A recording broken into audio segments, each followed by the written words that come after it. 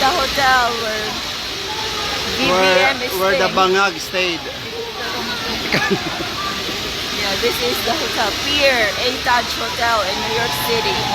This is the hotel where BBM is staying for March 9-10 work visit at the United Nations. This is just near the United Nations.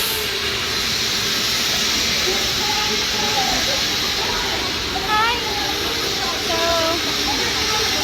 yung mga Mayan USA, sila yung mga kalaban namin noon kung magparada kami. Kaya kampi na kami. So, That's good. Kakampi na supposed to have an event in United Nations, but we decided to move the location because nalaman namin nandito pala ang Bangag! What can you say? Manoy, what can you say? Dapat natin i-stop ang administrasyon ni Marcos dahil sa korupsyong nangyari sa Pilipinas. Mga kamanoy-kamanay, we are here in front of the Pier Hotel where the Bangag Marcos is staying for the United Nations activity this coming Wednesday. So we are here to support this group of people. So to tell Marcos to resign.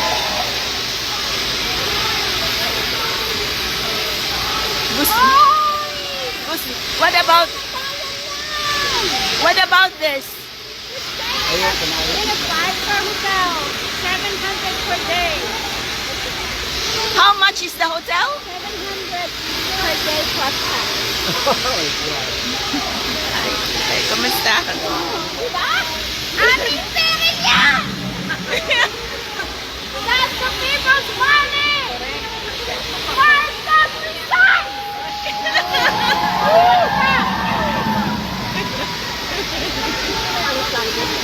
Sure! That's all I need. Oh my God, we were waiting for you. Oh my God.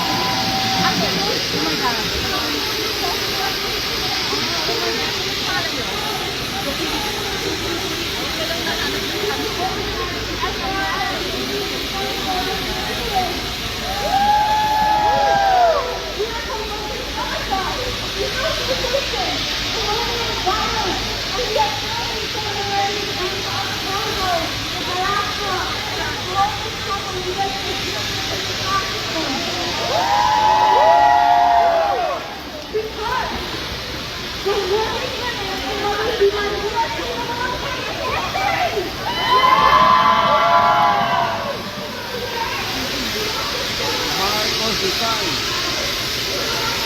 Akin na yung card natin! Ano ba?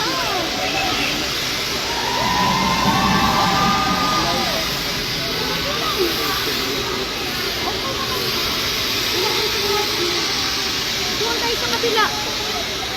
Pwede tayo doon. Ayan, hanapin natin si ayan sila. O ayan ang mga ano? Ang mga dignitaries. Hindi sila kumuha ng ng Pilipino. You know why? Nahiya sila eh.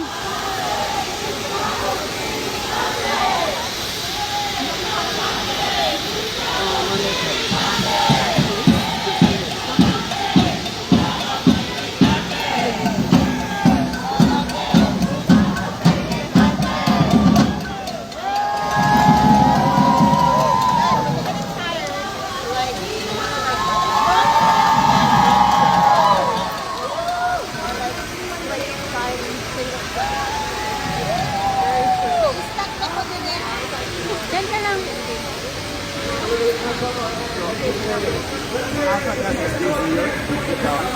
Wala. Ako sa SBL.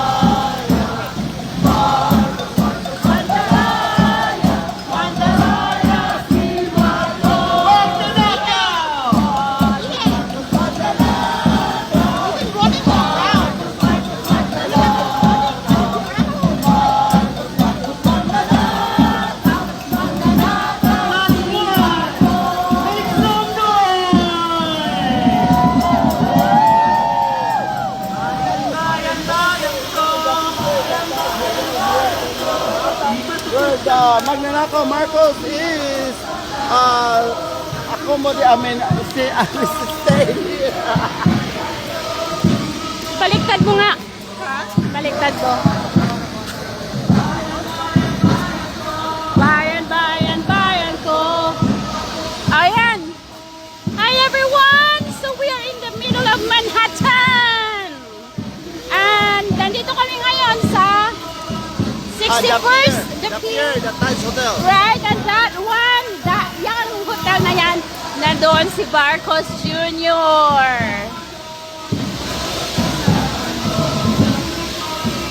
Wala gipulos na presidente, correct?